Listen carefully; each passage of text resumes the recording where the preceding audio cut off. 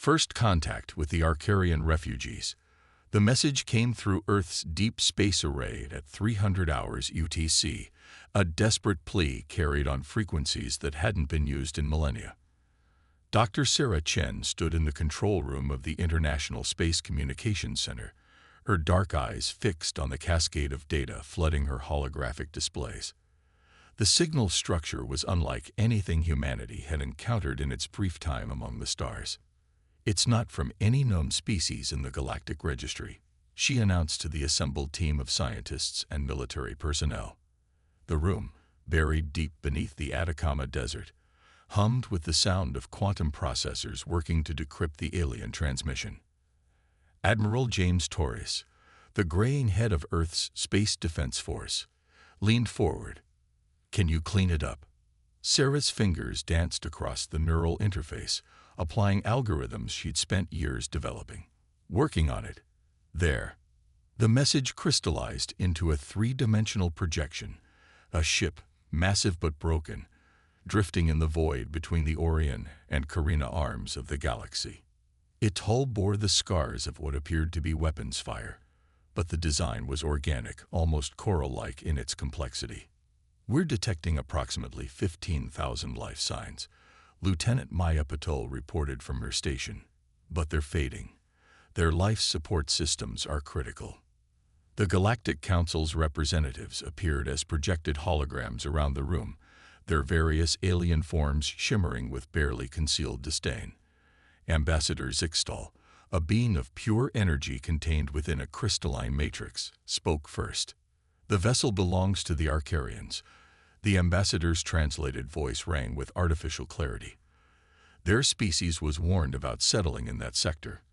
The plasma storms were predicted to destabilize their suns centuries ago. They chose not to listen." Sarah felt her jaw tighten. 6 months into humanity's provisional membership in the Galactic Council, and she was still amazed by the casual cruelty of some of its elder races. "They're asking for help," she said, keeping her voice steady. "Their children are dying." The Arcarians rejected technological assistance. Another council member, a towering insectoid called Verith, chittered. "They chose isolation. Let them face the consequences." Admiral Torres stepped forward, his weathered face set in determination. "With respect, representatives, Earth requests permission to mount a rescue operation." The room erupted in a cacophony of translated alien languages. Ambassador Zixtal's crystalline form pulsed with what might have been amusement. "Humanity has barely mastered faster-than-light travel. The Arcarian vessel is 17 light-years from your nearest outpost. Their biomechanical systems are completely incompatible with your technology. You would doom both their people and your rescue teams." Sarah had heard enough. She pulled up the detailed scans of the Arcarian vessel, highlighting specific sections. "Their life support systems are based on photosynthetic processes we've already studied in deep-sea coral. We can adapt our technology. Their hull material responds to sonic frequencies. We can use modified mining equipment to create temporary seals." "And their biology?" Verith challenged. "The Arcarians require a precise mixture of gases that your species can't even breathe." "We've been developing atmospheric conversion systems for Mars for over a century," Torres countered. "We can modify them. We'll find a way." The council members' holograms flickered as they communicated among themselves. Finally, Ambassador Zixtal spoke. "Very well. Earth may attempt this rescue, but know that failure will severely impact your species standing in the council." As the alien holograms faded, Sarah was already moving. She interfaced with the global network, connecting with research centers across Earth. "I need every xenobiologist, every environmental engineer, every expert in deep space rescue operations online now," she commanded. Torres watched the organized chaos unfold around him. "How long do they have?" Sarah's eyes never left her displays. "At current rates of system degradation, 72 hours maximum. But we'll do it in 60. Around the world, humanity began to move. In shipyards across the globe, vessels were being retrofitted with experimental technology. In laboratories, scientists work to understand Arcturian biology. In space stations, rescue teams train for every possible scenario. They had 60 hours to save 15,000 lives, using technology they barely understood, to help a species that had chosen isolation over cooperation. It was exactly the kind of impossible challenge that humanity had been solving since it first looked up at the stars and dreamed of reaching them. And in the depths of space, the Arcturian vessel continued its drift through the void, its failing systems counting down the minutes until either salvation or extinction arrived. The challenge of integration. The rescued Arcturian vessel hung in Earth's orbit like a wounded sea creature, its biomechanical hull pulsing weakly in the sunlight. In the converted cargo bay of the UES Hope, Dr. Sarah Chen watched as the first group of Arcturian refugees emerged from their stasis pods. Their bodies were unlike anything humanity had expected, translucent, with visible clusters of organs that seemed to shift and flow like liquid crystal. Atmospheric composition holding steady. Maya Patel's voice came through the comm system. The lieutenant had volunteered to oversee the life support modifications personally. Photosynthetic barriers are functioning at 98% efficiency. Sarah observed the Arcturians through the quantum glass observation window. The aliens moved with a fluid grace that defied their size, their bodies refracting light in ways that created haunting patterns on the walls. But it was their eyes that caught her attention. 3 sets of crystalline orbs that seemed to hold galaxies within them. "They're afraid," Dr. Raj Kumar, the team's xenopsychologist, noted beside her. "But there's something else. Curiosity, perhaps. They've never encountered a species willing to help them before."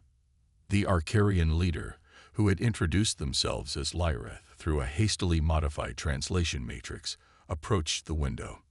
Their voice came through as a symphony of harmonics that the computer translated into words. "Your people risk much to aid us. The Council's punishment for such interference will be severe." Sarah stepped closer to the window. "The Council's threats don't concern us. What concerns us is saving lives."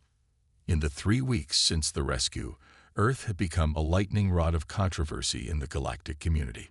Some species had withdrawn their diplomatic missions in protest. Others watched with growing interest as humanity tackled challenges that the elder races had deemed impossible. Admiral Taurus's hologram appeared in the observation room. "We've got movement from the Sixtil sector. 3 of their warships just crossed the Kuiper Belt boundary." "Right on schedule," Sarah muttered. They had known this confrontation was coming. "How are the modifications to the lunar defense grid?" "Ready," Taurus confirmed. "Though I hope we won't need them. The diplomatic team is preparing to receive their representatives." The real challenge wasn't just keeping the Arcturians alive. It was protecting them from those who believed they should have been left to die. Humanity had known the consequences of their choice from the moment they'd detected that first distress signal. They'd made their decision anyway. In the medical bay, Dr. Elena Rodriguez worked with a team of xenobiologists to understand the complex symbiotic relationships within Arcturian physiology. "Their cellular structure is incredible," she reported during the daily briefing. "They don't just adapt to their environment. They reshape it at a molecular level. No wonder the traditional council environmental systems fail them." But it wasn't all scientific breakthroughs and diplomatic tensions. In cities across Earth, people had begun preparing for the possibility of Arcturian integration. Schools developed new curricula about xenobiology and cultural exchange. Engineers redesigned public spaces to accommodate beings that perceived reality through crystalline sensory organs. The Arcturians, for their part, began sharing their own knowledge. Their understanding of biomechanical engineering was centuries ahead of humanity's. Their artistic expressions, created through the manipulation of light and sound, transformed empty rooms into living stories. "They're not just refugees," Raj observed one evening, watching an Arcturian elder teach a group of human children how to create light sculptures. "They're becoming part of our world." Sarah was about to respond when the alarm klaxons began blaring. Maya's voice came through, tight with urgency. multiple ships dropping out of FTL, Zixtol recognition codes, and others. Lots of others. Through the observation window, Sarah watched as Lyra's crystalline form shifted colors in what she had learned was an expression of concern. The Arcarian leader moved closer to the window, their voice carrying a new harmonic. "You have done more than save us, humans. You have shown the galaxy another way. Whatever comes next, know that you have changed everything." Sarah straightened her uniform and activated her neural link to the command network. Humanity had known this moment would come, when helping a dying species would put them at odds with the powers that ruled the galaxy. They had prepared for it, planned for it, and they would face it as they faced every challenge. Together, above Earth, the sky began to fill with ships from across the galaxy. Some came with weapons charge, others with curiosity, and still others with something new: hope. The next few hours would determine not just the fate of the Arcarians, but humanity's place among the stars. And in cities across Earth, humans looked up at their changing sky and did what they had always done in the face of the impossible. They got to work. When crisis strikes, the first signs of trouble appeared in the children's ward. Dr. Elena Rodriguez noticed it during her morning rounds. The youngest Arcarians' crystalline bodies were losing their luminescence, their usually fluid movements becoming sluggish. Within hours, the condition had spread through the refugee population like wildfire. "Their photosynthetic processes are breaking down," Elena announced to the emergency response team. The holographic displays around her showed cascading failures in cellular structures that had been stable just days before. "It's as if their bodies have forgotten how to process light." Sarah Chen studied the data streams with growing concern. In the 3 months since the rescue, the Arcarians had become more than refugees. They were neighbors, colleagues, friends. Now, watching Lyra's usually brilliant form dim to a pale shadow, she felt a familiar determination take hold. "What about the original environmental data from their home system?" she asked, pulling up archived files. "Their son was dying. Maybe there's a connection we missed." Admiral Torres, who had been coordinating with the defensive fleet maintaining a protective cordon around Earth, joined the conference. "The Zixtol representatives are requesting permission to send their medical teams. They claim they've seen this before. The same Zixtol who wanted to leave them to die." Maya Patel's voice carried barely contained anger. "This feels like a trap." But they were running out of options. In the quarantine zones, more Arcarians were falling ill by the hour. Their bodies, which usually danced with internal light, were becoming dangerously transparent. The children were the worst affected. Their newly forming crystalline structures simply couldn't cope with whatever was happening. Elena made the connection first. "It's not just light they need," she said, studying readings from their earliest encounters. Their home system's star was binary. The interaction between the two stars created specific radiation patterns. "We've been so focused on visible light, we missed the subtle frequencies." Sarah's mind raced with possibilities. "The quantum resonance chambers we use for deep space communication, could we modify them to recreate the exact frequency pattern of a binary star system?" Maya sounded skeptical. "The power requirements alone would be..." "Possible," interrupted a new voice. Dr. Raj Kumar entered the room with an Arcarian elder named Vex, whose form still maintained a faint glow. "Vex has been working with our quantum physics team. They understand the principles behind our technology better than we do." Vex's translated voice carried harmonics of both pain and hope. "Our ancestors built devices to store and replicate our binary stars' energy patterns. We abandoned the technology, believing natural light was pure. That pride cost us our world. We will not let it cost us our children." The next 48 hours became a blur of activity. While Elena's medical team fought to stabilize the failing Arcarians, engineering teams across Earth worked to modify quantum resonance chambers into massive radiation pattern emitters. The power grid of entire continents was rerouted to support the effort. The Zixtol ships watched from orbit as humanity once again tackled what they considered impossible. Their representatives sent increasingly urgent messages, warning of catastrophic consequences if the treatment failed. Sarah ignored them all. In the converted cargo bay of the UES Hope, now transformed into the largest quantum resonance chamber ever built, Lyra's weakened form hovered near the control center. "You risk everything again," they observed. "Your power grid, your standing with the Council, your own safety, all for us."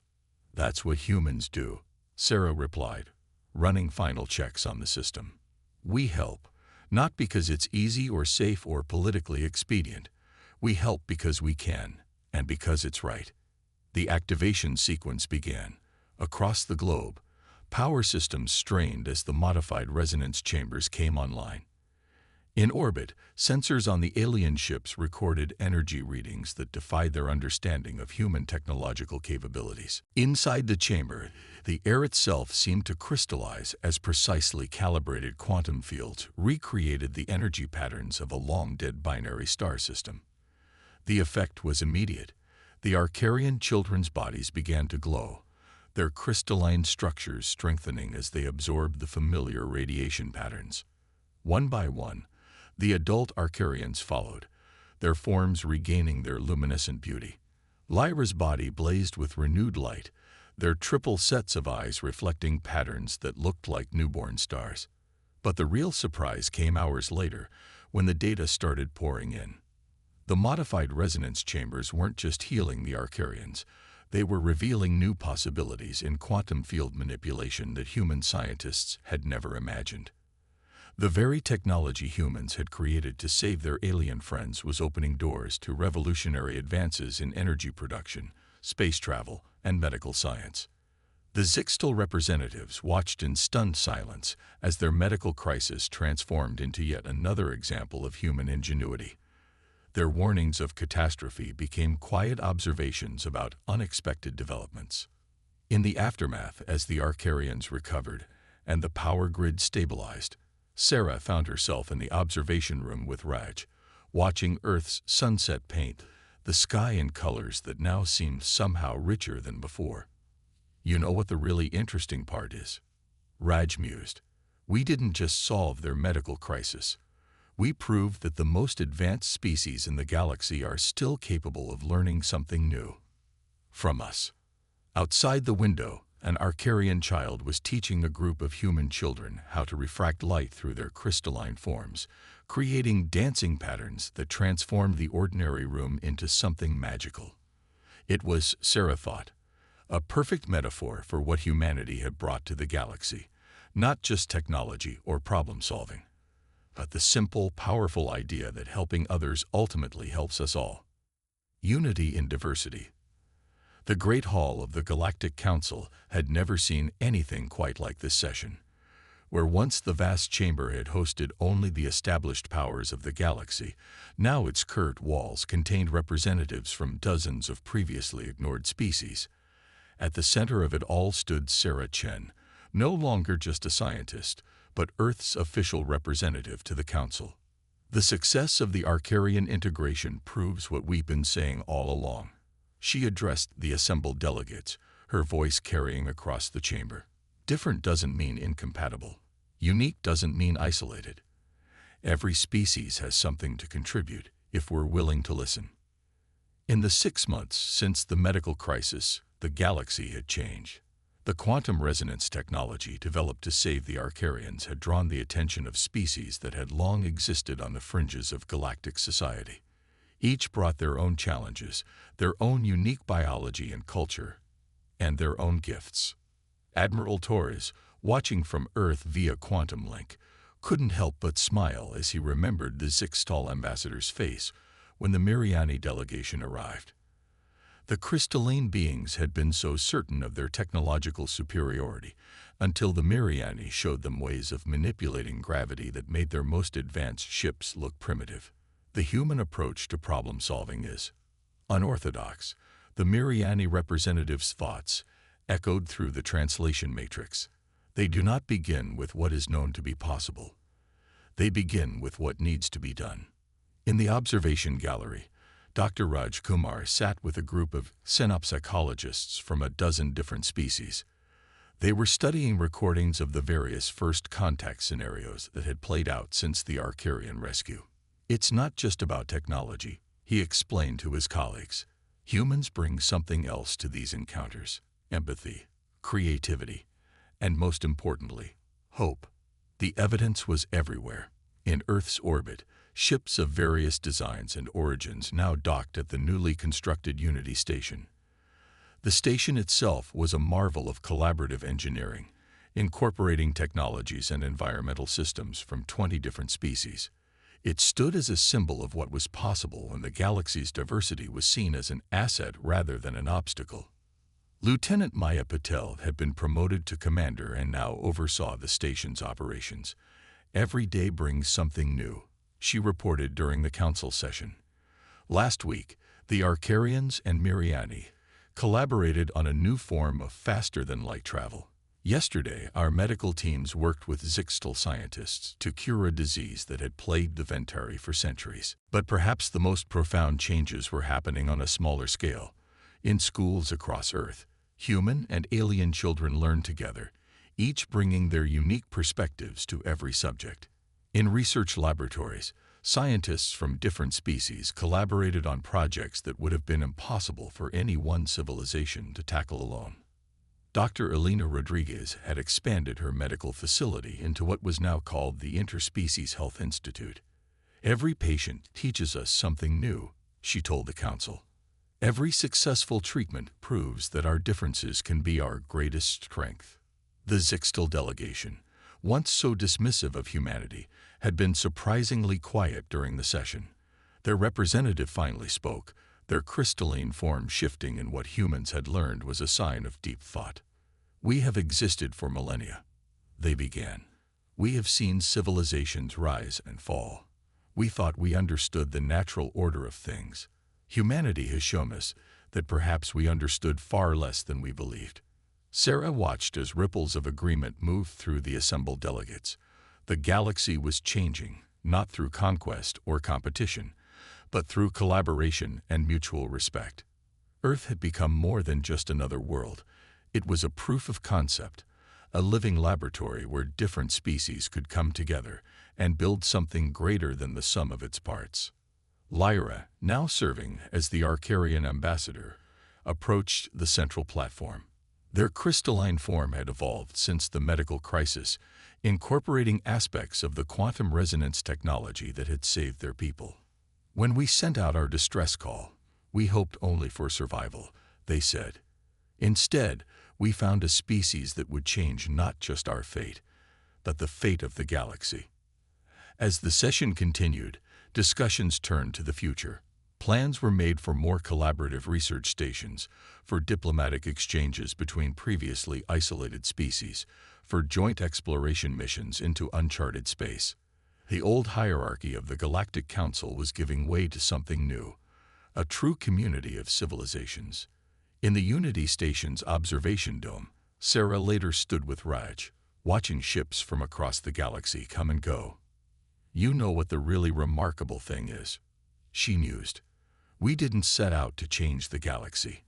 We just couldn't stand by and watch others suffer when we knew we could help. That's humanity's real gift to the galaxy, Raj replied. We showed them that compassion isn't weakness, that reaching out to others doesn't make you vulnerable. It makes you stronger.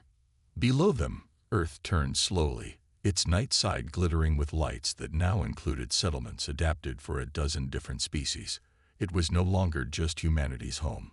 It had become the galaxy's proof that unity and diversity wasn't just possible. It was the future, a new beginning. 5 years after the Arcarian rescue, Earth had become unrecognizable, and yet more itself than ever before. The sunset over New Singapore painted the quantum spires of the Arcarian district in brilliant hues, their crystalline structures refracting light in ways that turned the evening sky into a canvas of impossible colors. Sarah Chen stood at the observation deck of the Interspecies Cooperation Center, watching ships from across the galaxy weave patterns through the darkening sky. Hard to believe it all started with a distress signal, Admiral Torres said, joining her at the window. His uniform now bore the insignia of the United Defense Fleet, a joint force composed of ships and crews from 24 species. Sometimes the biggest changes come from the smallest choices. Below them, the city bustled with life in all its forms. Myriad gravity manipulators helped construction crews raise new buildings designed to house multiple species. Arcarian light sculptures transformed public spaces into interactive art galleries. Even the Zixtal, once so certain of their superiority, had established cultural exchange centers where their crystalline scholars shared knowledge with students from across the galaxy. Ambassador Chen, Maya Patel's hologram appeared beside them. She was now stationed on Unity Station Alpha, the first of 12 such facilities spread across human space. The Galactic Council's assessment team has completed their review. You'll want to see this. The report materialized in Sarah's neural interface.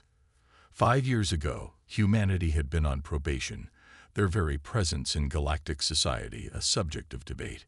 Now, the statistics told a different story. Interspecies cooperation had led to a 300% increase in technological advancement. Medical breakthroughs had saved billions of lives across hundreds of worlds. Trade between formerly isolated species had created an economic boom that benefited even the oldest civilizations, but it was the personal stories that meant the most. Dr. Elena Rodriguez's Interspecies Health Institute had become the galaxy's premier medical research facility, its halls filled with healers from every known species working together to solve each other's biological challenges. The techniques developed to save the Arcarians had evolved into a whole new field of medical science, one that saw diversity as an advantage rather than an obstacle. In the Institute's pediatric wing, Arcarian children played with human, Miriani, and even young Zixtal, their different forms of consciousness creating games that none of their species could have imagined alone. Dr. Raj Kumar had written extensively about the phenomenon, describing how the children's natural curiosity and acceptance of each other was reshaping galactic society from the ground up. The Council has officially recognized Earth as a center of excellence in interspecies cooperation. Maya reported, her hologram glowing with pride. They're recommending that our model be implemented across the galaxy. Lyra, who had been quietly observing, moved forward. The Arcarian ambassador's form had evolved over the years, incorporating elements of various technologies while maintaining their species' natural beauty. When we fled our dying world, we hoped only for survival, they said, their voice carrying harmonics of deep emotion. Instead, we found a species that would teach the galaxy how to live together. The meeting was interrupted by an alert from deep space.